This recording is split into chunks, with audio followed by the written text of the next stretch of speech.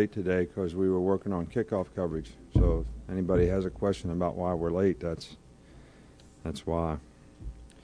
I've been fairly pleased with the improvement we've been able to make this week in practice. The effort has been good. The intensity has been good. The focus has been good. We were forced to go inside today, not because it rained, but we had some lightning in the area and some warnings. And, I hate to tell you the story, but one time when I was at Miami, we were in camp, and we had the most sophisticated tracking system for thunderstorms that you could ever have. We had a golf course right next door that the siren would go off. We had all the computerized stuff, and the buttons and beepers went off, and we had people on the field with it because we would get some pretty serious storms at times. Not one of those things went off, and we had lightning rods over the practice field, and we got domed without any warning. And I have to be honest, I was always kind of one of those guys that, wasn't crazy about going in, didn't want to interrupt practice and all that. But we had no warning that time, and everybody hit the deck on the video. Everybody. NFL officials were there, Coach Saban, every coach, every player, Junior Seau, everybody was flat on the ground. So when they tell me there's lightning around now, we're hauling ass. Excuse my language. So, but anyway, we really are still trying to get the message with our players that we want to start fast and finish strong.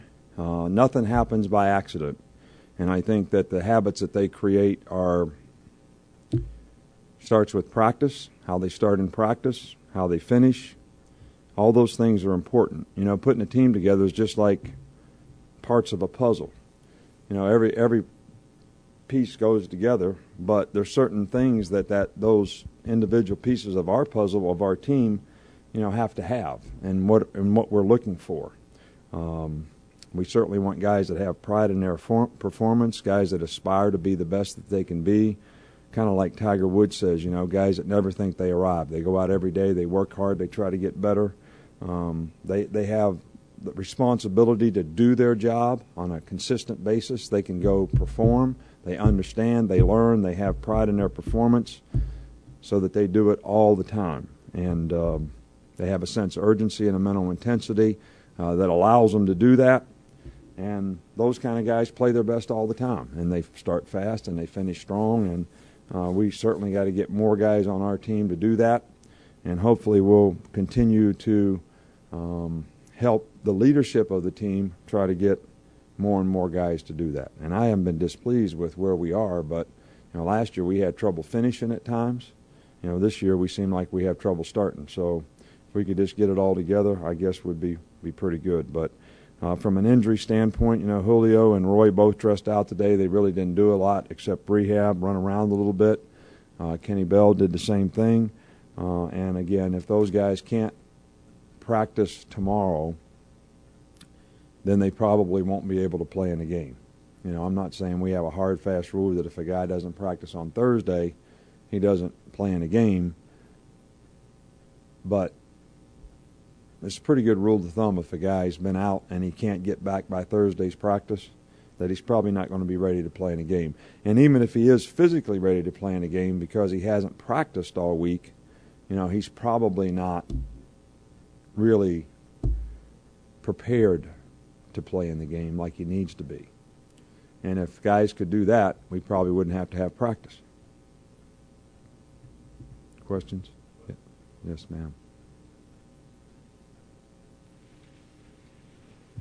Coach, you talked about developing habits. We talked to some of the players this week, and they talked about taking it upon themselves, having a meeting, and the team captains talking about starting fast. And one of the players yesterday mentioned a large number of guys staying after practice voluntarily to work. Can you comment on that? No, we've done better this week. I've been pleased with what we've done this week, and practiced really well yesterday. And despite the distractions that we had today, I thought we did okay today. Today's kind of third down and red area, both big emphasis points for us defensively and offensively to improve on. Last week was one of our worst third down performances probably since the first year we were here, especially on defense. So, and red area has been something that we want to improve on. We've had opportunities, especially early in games, that we haven't capitalized on. So those two things were really points of emphasis today, and I think we made a little bit of progress in both areas. Coach, how would you describe their running back Montgomery, and what kind of challenges does he present? Excuse me? Montgomery, the North Texas running back. Oh, he's a good player, big guy, strong, physical, downhill runner. Always seems to knock the pile forward, and they run a lot of direct runs, where his shoulders are square to the line of scrimmage, and I think that's where he's most effective. But I think he's a very good back, and I think they're in the spread offense. So when you have a big back in the spread offense, you got a lot of more little guys playing on the field because you got to have some coverage people in there. So it's real advantageous to have a big back, and he does a really good job for him. Coach, I know you touched on this a little bit after the game, but can you talk a little bit more about how you and Terrence Cody have developed a relationship and your bus buddies? Well, we're bus buddies because he wants to be. Not that he takes up a lot of space or anything like that. I wouldn't insinuate anything of the kind. But I think Terrence has really learned a lot since he's been here. I think when he came here, he really wanted to prove to everybody that he belonged here. Then I think he went through a little period of time maybe where he didn't have the same motivation, even though he worked hard. I don't know what he was really aspiring to, and he and I talk a lot, and I think that, right now he's really working hard and has some goals and aspirations. He's worked harder in practice the last 3 weeks, and I'm really pleased with the condition that he's in, the way he's able to much better sustain in the games. He's improved himself as a pass rusher, and he's been a lot more focused on the team and not being satisfied with where he is. And I think that's a real key for him to continue to get better and to develop. I have a lot of respect for him in some of these meetings that we've had, and since he sits with me on the bus, he must like me a little bit. So, Coach, I guess one measure of a quarterback's performance is if the coach isn't getting asked all the time about the quarterback, he must be playing pretty well. And there really hadn't been a lot of questions about Greg the last couple of weeks. But I was just curious, did you see improvement in him from week 1 to week 2? And as a player that's still only started 2 games now, right?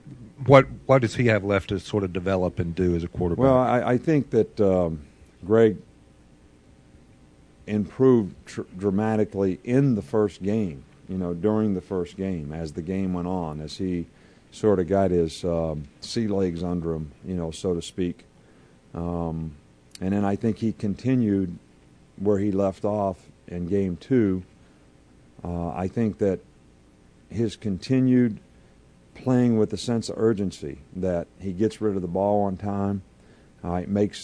He's a quick decision maker. That's one of the things that I think makes him efficient as a player, and not to get in a comfort zone and think that I don't have to do that anymore. I can kind of wait and hold it here and see if somebody gets open a little deeper and a little longer, and then all of a sudden we start getting sacked and bad things start happening and the ball starts coming out and those kind of things. So, and he's been pretty good about that. He's a very bright guy, and I think he understands what he needs to continue to do to be a successful player, and hopefully the players around him will continue to play at a high level so he can do that. And I think, the more things that we do well and have balance as a team, the easier it is going to be for him to continue to improve. I would not like to be in a situation yet where you got to put it all on the quarterback. And although I think that we're going to come to that time sometime soon, I think, our team on offense with balance and other guys playing well is really going to enhance our ability to develop in a good offensive team. And I think we're going to improve as the year goes on offensively if we are fortunate enough not to get a whole bunch of guys hurt. Coach, could you just talk for a minute about your background as a secondary coach, and along with that, do you think your relationship with the DBs is any different because of the extra time you spend with them on the practice field? They probably dislike me a lot more than the rest of the players on the team. I have a really good relationship with most of the players on the team because, I tell them like it is. They know what the principles and values of the organization are, and if they don't live up to them, we certainly will confront and demand that they do it right. But because I spend so much time with those guys, I probably get on them a lot more than some of the other players on the team. So I will say this, they can take it better. And I think it's important, and I've always thought this as a secondary coach, that defensive back is not a place for a guy that's faint of heart. And what I usually tell the young players, if you can't take my wrath of getting on you when you don't do it right, then you're not ready to go out there and play. Because you're going to get the ball thrown over your head someday in front of 93,000 people. That's going to happen.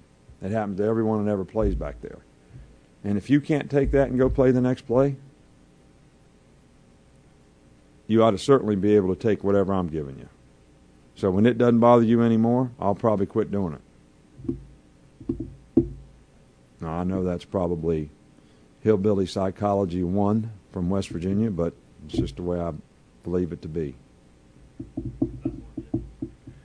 Yeah, Coach, I noticed Mike Bowman got into the game on Saturday. I guess what has he been doing well to make his way into the rotation recently? Well, I think, Mike's starting to play a little faster. I think he got here late. He probably wasn't as good a shape as some of the other guys. He sort of struggled through camp a little bit. We thought he had a lot of ability. He's got great size. He's very good with the ball in the air in terms of making plays. And, when we sort of started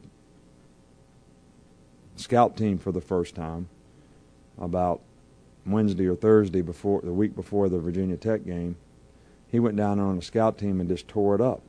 And I said, I'm talking about us, the defense. And I said, where has this guy been? And I talked to him about it, and if he was committed to continue to do that, we would give him another chance to try to contribute to the offense, because certainly playing that way, he would be one of our 6 or 7 best receivers. So I think once he got in a little better shape, once he got his legs back, played a lot faster, had a little better understanding of what he was supposed to do, he's made a tremendous amount of improvement and is one of the best 6 or 7 receivers we have right now. So to get him a little playing time to see if that enhances his development and he continues to play that way in games will be important for us down the road.